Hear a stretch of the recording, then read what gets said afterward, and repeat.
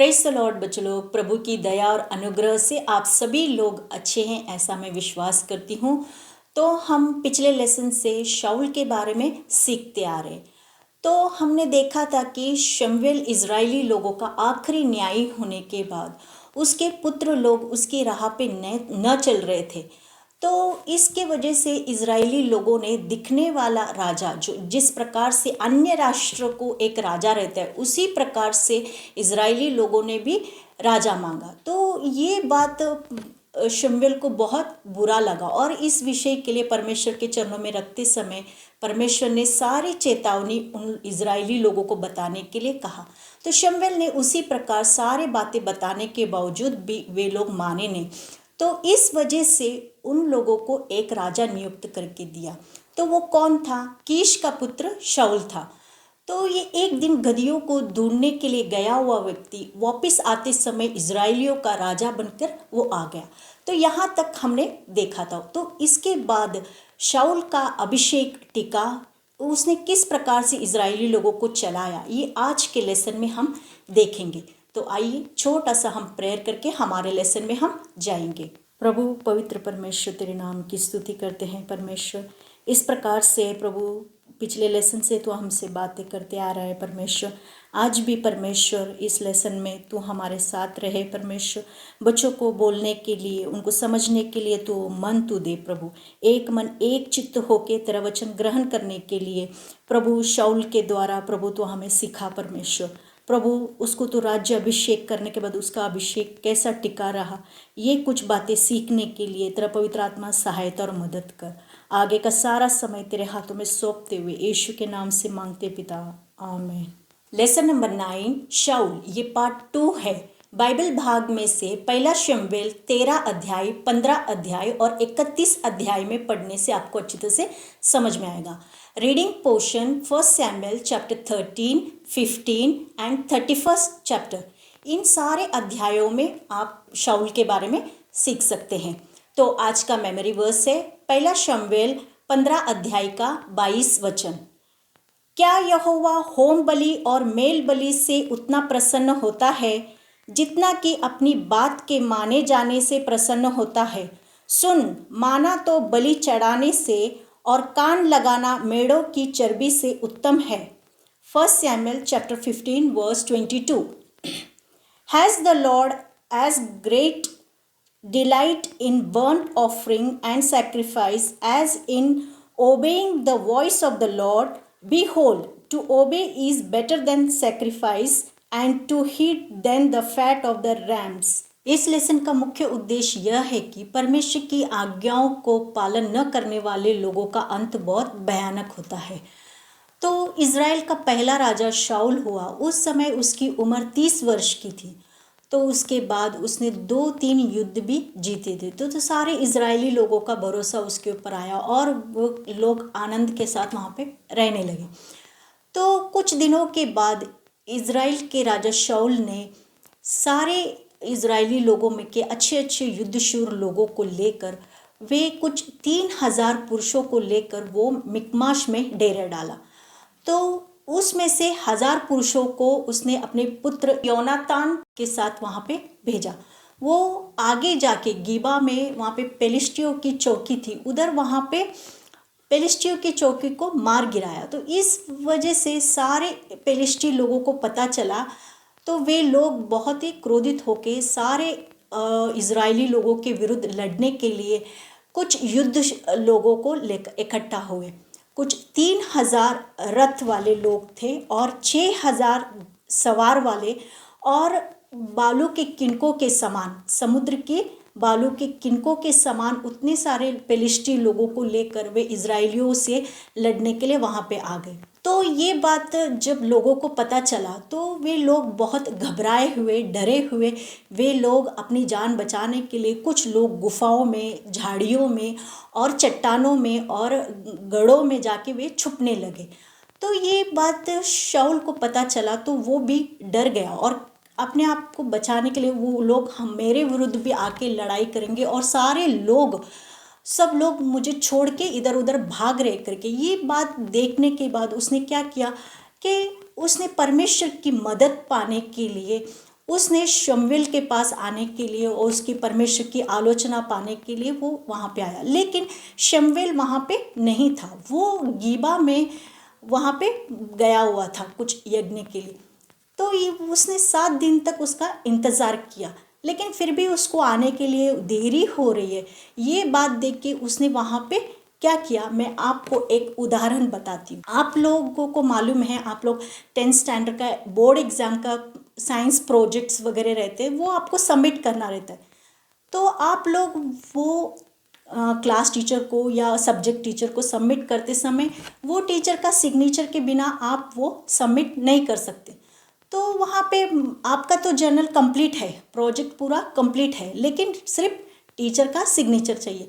और टीचर कुछ दिन के लिए लीव पर गई है, तो आप लोग क्या करेंगे, टीचर का इंतज़ार करेंगे। आने के बाद ही, टीचर सिग्नेचर देने के बाद ही आप वो सबमिट कर सकते ना।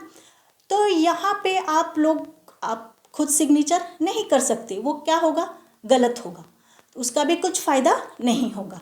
तो टीचर ही आके आपको सिग्नेचर देना पड़ेगा और आपको सबमिट करना पड़ेगा।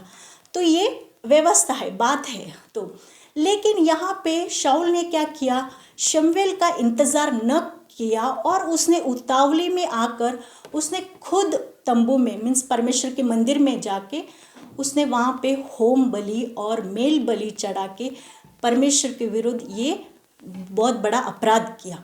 आप लोगों को मालूम है कि मिलाप वाले तंबू में याजक का काम कौन करते, हारून याजक ही करता है। जिन लोगों को परमेश्वर के ये काम के लिए जो अलग किया, एक आत्मिक सेवकाई के लिए अलग किया हुआ व्यक्ति, एक अभिषिक्त व्यक्ति ही ये काम करना चाहिए, कोई दूसरा व्यक्ति नहीं करना चाहिए। ये सारी बातें इज़राइल लोगों को मालूम है और ये व्यवस्था और ये आज्ञाएं उन लोगों को मालूम होने के बावजूद भी शाऊल ने वहाँ पे अनाज्ञा किया।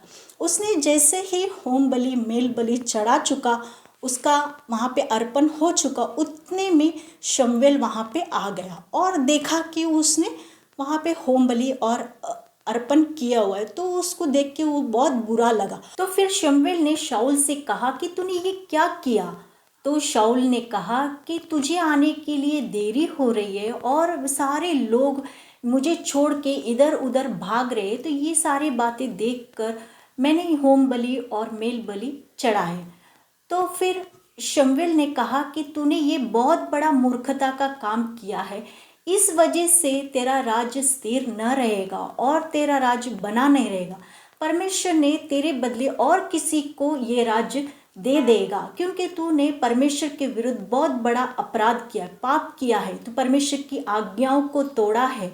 ये बातें शमूएल ने शाऊल को बताने के बाद फिर इज़राइली लोगों को, योनातान की वजह से इज़राइली लोगों को परमेश्वर ने जय दिया और इस प्रकार से वे लोग वहाँ पे शांति से रहने लगे। कुछ दिनों के बाद इज़राइली लोगों को फिर से एक बार अमालेकियों से युद्ध हुआ। तो इस समय शाऊल ने शमूएल के पास जाकर वो परमेश्वर की आलोचना क्या है वो पूछा। तो शमूएल ने उसको सख्त आज्ञा दिया कि तुझे तो मालूम है, इज़राइल के बाप दादाओं से जब लाल समुद्र को पार होते हुए वे लोग वहाँ पे डेरे डाले हुए थे, तो ये अमालेकियों ने अचानक से आके हमला किया। हमने शाऊल यहोशुआ के लेसन में हमने देखा था। तो वही बात इधर यहाँ पे शमूएल उनको याद दिला रहा है। तो इस वजह से तो अमालेकियों पे कोई भी कोमलता न दिखाना अमालेकियों के साथ, और कोई भी होने दो, बूढ़ा हो, बच्चा हो, स्त्री हो, पुरुष हो, या गाय बैल भेड़ बकरी या ऊंट गधे, इन समूह को समूल नाश करना, किसी को भी जीवित न छोड़ना करके शमूएल ने सख्त आज्ञा दिया था। तो फिर वे सारे लोग शमूएल के पास से सख्त आज्ञा पाकर वहां से वे लोग निकल पड़े और शाऊल ने सारे हवेला देश से शूर देश तक सारे लोगों को खत्म करते हुए, किसी को भी जीवित न रखते हुए, सबको मारते हुए वो समूल नाश करते हुए गया। लेकिन कुछ इज़राइली लोग और शाऊल ने मिलकर वहाँ पे राजा अगाग और कुछ दष्टपुष्ट पशुओं को जीवित पकड़ के वे लोग लेकर आए। और जब शमूएल ने उन पशुओं की आवाज़ सुना तो कहा कि ये पशुओं की आवाज़ किधर से आ रही है करके वो देखने गया। तब शमूएल ने शाऊल को पूछा कि ये पशुओं की आवाज़ कहाँ से आ रही है। तो फिर शाऊल ने शमूएल से कहा कि ये परमेश्वर के लिए होम बलि चढ़ाने के लिए इन पशुओं को, दष्टपुष्ट पशुओं को हमने जीवित छोड़ रखा है। तो फिर शमूएल ने कहा कि क्या यहोवा होम बलि और मेल बलि से प्रसन्न होता है जितना कि अपनी बात के माने जाने से। तो सुना ना, परमेश्वर को होम बलि और मेल बलि से उतना प्रसन्न नहीं होता है। वो तो चढ़ाना है हमको, लेकिन सबसे पहला है कि उसकी बात को आज्ञाकारी होना, उसकी बात को मानना, उससे वो बढ़कर प्रसन्न होता है। तो यहाँ पे शाऊल ने यही सबसे बड़ा गलती किया।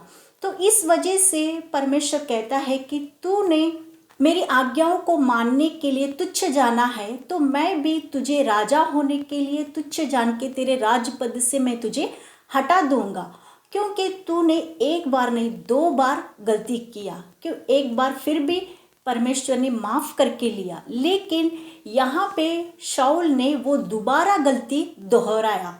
पहली बार भी उसने अनाज्ञा किया और दूसरी घटना में भी उसने अनाज्ञा किया।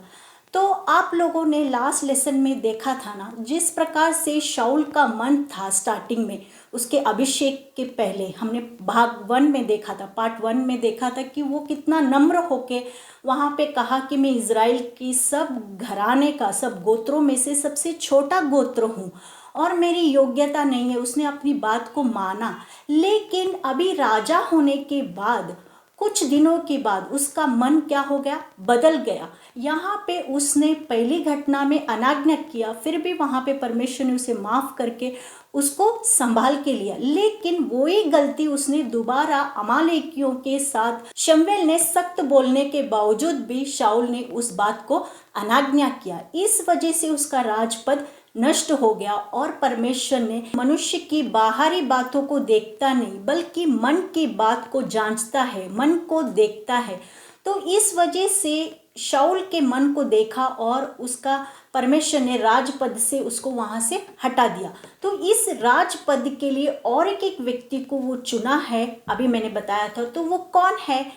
तो परमेश्वर ने दूसरा दिन शमूएल से कहा कि तू अपने सींगों में तेल भर और इज़राइल के बैतलहम में वासी के ईशा के पुत्र के पास तू जा, ईशा के घर पे जा और उसके पुत्र को तुझे अभिषेक करना है।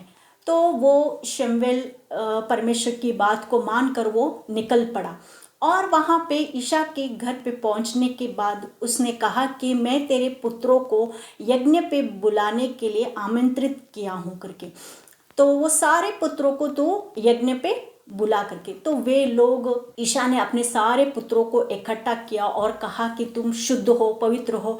शमूएल परमेश्वर का दास यहाँ पे आया हुआ है, हमें उसे उसके यज्ञ पे बुलाया है। तो सब लोग एक एक को पवित्र करके उन लोग एक एक लोग क्रम के अनुसार उसके सामने जाते हैं।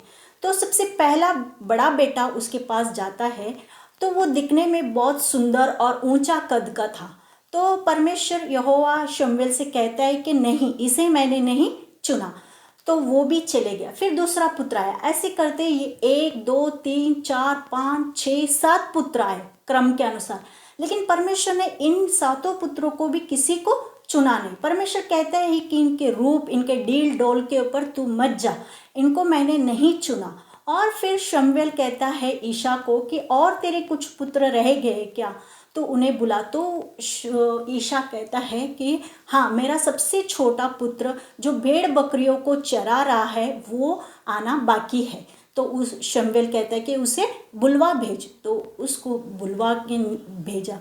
तो दाऊद वहाँ पे आया। तो दाऊद अपने आप को शुद्ध और पवित्र करके वो याजक, शमूएल याजक के पास वो वहाँ पे खड़ा हो गया। तो शमूएल ने जैसा ही दाऊद को देखा, तब परमेश्वर ने शमूएल से कहा कि यही मेरा मन के जैसा, यही मेरे इज़राइली लोगों को चुना हुआ, इसे तू अभिषेक कर करके परमेश्वर कहता है। तो फिर शमूएल उसे अपने सींगों का जो तेल भरा हुआ तेल लेके उसको दाऊद को अभिषेक करता है।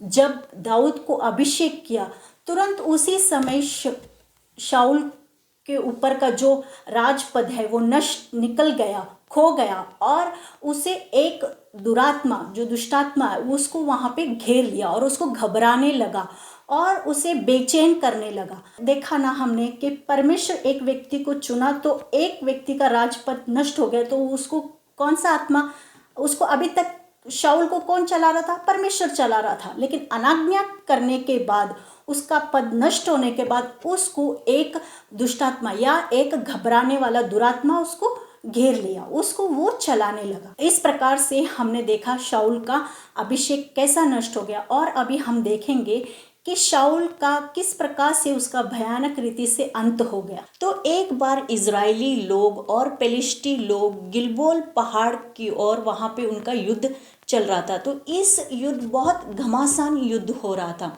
तो इस युद्ध में बहुत सारे इजरायली लोग मारे गए और बहुत सारे लोग वहाँ पे भाग के चले गए।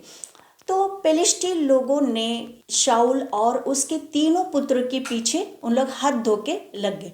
तो इस समय में पेलिस्टी लोग और इजरायली लोग भी बहुत लड़ाई करते समय शाऊल और उसके 3 पुत्र भी हारे नहीं, उन लोग भी बहुत लड़ाई कर रहे थे। लेकिन इस लड़ाई करते करते समय पेलिस्टी लोगों ने उनके 3 पुत्र योनाथान और अबीनादाब और मल्कीश को उन लोगों ने मार डाला। और दूसरी ओर शाऊल के पीछे उन लोग हाथ धो के लग गए और जो धनुष्यधारी थे वे लोगों ने चारों तरफ से शाऊल को घेर लिया। तो शाऊल को ये समझ में आया कि मुझे चारों तरफ से घेर लिया और पेलिस्टी लोग ये अन्य जाति लोग हैं, ये खतना रहित लोगों के हाथ के नीचे मैं मरना नहीं चाहता, उन लोगों के हाथों के द्वारा। तो इसलिए शाऊल ने क्या किया, अपने धनुष्यधारी लोगों से कहा कि तुम अपनी मेन में की तलवार को खींचकर मुझे भोंक के मार डालो। तो लेकिन वे लोग घबरा गए, धनुष्यधारी लोग घबरा गए, क्योंकि वो इज़राइल का राजा है, हम अपने ही राजा को कैसे मारेंगे करके उनमें इतनी धाड़स और हिम्मत नहीं थी। उन लोगों ने एक काम करने से मना किया और शाऊल ने देखा कि ये लोग करने से इनकार कर रहे, तो शाऊल ने अपनी ही तलवार को खींचकर उसे खड़ी करके उस तलवार पे वो खुद गिर पड़ा। इस प्रकार से उसने अपनी ही तलवार पे अपनी जान दे के शाऊल मृत्यु मुख वहाँ पे पड़ा। तो फिर ये सारी बातें देखकर उसके हथियार ढोने वाले लोगों ने भी अपनी अपनी तलवार खींचकर उस तलवार पे वे लोग आप गिर पड़े। तो इस प्रकार से एक ही दिन एक ही समय पे सारे इज़राइल के राजा और उसके 3 पुत्र लोग और हथियार ढोने वाले लोग भी उस गिलबोल पहाड़ की ओर वे लोग सारे लोग मरे हुए पड़े हुए थे। तो दूसरे दिन पेलिस्टी लोगों ने इस पहाड़ पे वे जो मरे हुए लोग हैं उन लोगों के लूट को लूटने के लिए वे लोग आए हुए थे। तो एक एक शवों को वे लोग हटाते हुए उनके सारे हथियारों को लूटते समय उन लोगों ने देखा कि शाऊल राजा और उसके 3 पुत्र लोग वहाँ पे मरे हुए हैं। तो उनके शाऊल राजा के हथियारों को ले लिया और उसकी शव को सर से धड़ अलग करके वे लोग अपने देश ले गए। बेतशान के शहर पनाह के पास उन लोगों ने लटका दिया और इस पेलिस्टी लोगों ने उनकी जो शाऊल राजा की हत्यारे हैं उन सारे हथियारों को अश्तोरेत नामक देवी के मंदिर में रख दिया। और वे लोग धड़ को देख के उन लोगों ने ये सारा समाचार फैलाया कि इज़राइल के राजा शाऊल को पेलिस्टी लोगों ने ही मारा करके ये समाचार फैलाया हुआ। तो यहाँ पे हमने देखा कि जो शव को है, जो बेतशान शहर पनाह के पास जो शाऊल राजा और उनके तीनों पुत्रों के शवों को जो लटकाए हुए थे, ये सारी बातें इज़राइली लोगों को पता चला कि पेलिस्टी लोगों ने शाऊल राजा के शव के साथ क्या क्या किया है। ये सारे बातें पता चलने के बाद वे लोग याबेश के निवासी लोगों ने शाऊल राजा और उसके पुत्रों के शवों को वो लेकर आए और याबेश के शहर पनाह के अंदर ही वे लोगों ने उसको जलाए और उसको झाऊ के झाड़ के नीचे, मतलब झाऊ का झाड़ बोलने से इमली के पेड़ के नीचे उसकी हड्डियों को उन लोग वहाँ पे दफना दिया। तो इस प्रकार से हमने देखा कि शाऊल राजा का अंत कितना भयानक हो गया। तो उसने ये परमेश्वर ने आखिरी उसको इस प्रकार का उसका अंत क्यों हो गया, क्योंकि उसने अपने जीवन में अनाज्ञा किया।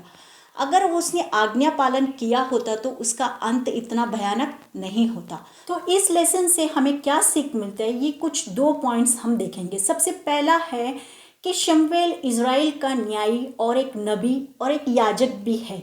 तो उसने जब शाऊल को राजा होने के लिए अभिषेक किया, अभिषेक करने के बाद जब शाऊल ने सबसे पहली बार गलती किया तो शमूएल ने उसकी गलती को दिखाने के लिए वो डरा नहीं। वो राजा होने के बावजूद भी, शाऊल राजा है लेकिन शमूएल ने डरा नहीं। उसने परमेश्वर की जो योजना है वो साफ रीति से वहाँ पे बताया, उसकी दोष वहाँ पे गलती प्रकट किया और दूसरी बार भी उसने बताया।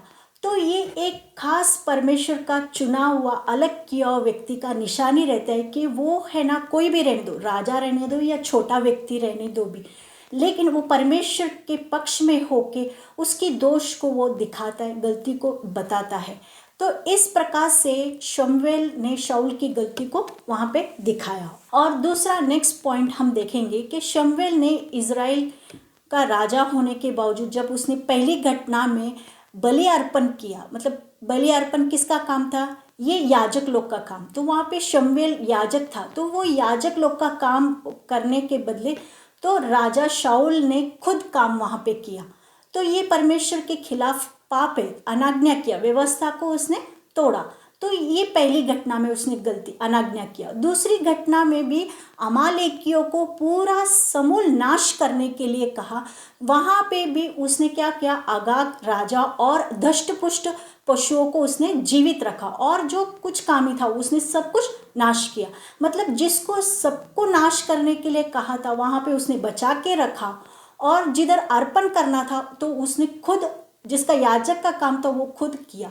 ये दोनों जगहों पे उसने अनाज्ञा किया और अपने जीवन का अंत में भी उसने बहुत, उसका अनाज्ञा के वजह से उसका अंत भी बहुत भयानक हो गया। तो इस दोनों घटना के समय हमें पता चलता है कि परमेश्वर को होम बलि, मेल बलि से सबसे ज़्यादा प्रसन्न होने वाली बात क्या है कि उसकी बात को मानना, उसके वचनों को, उसकी आज्ञाओं को पालन करना हे परमेश्वर को भाता है और परमेश्वर उसी से संतुष्ट होता है।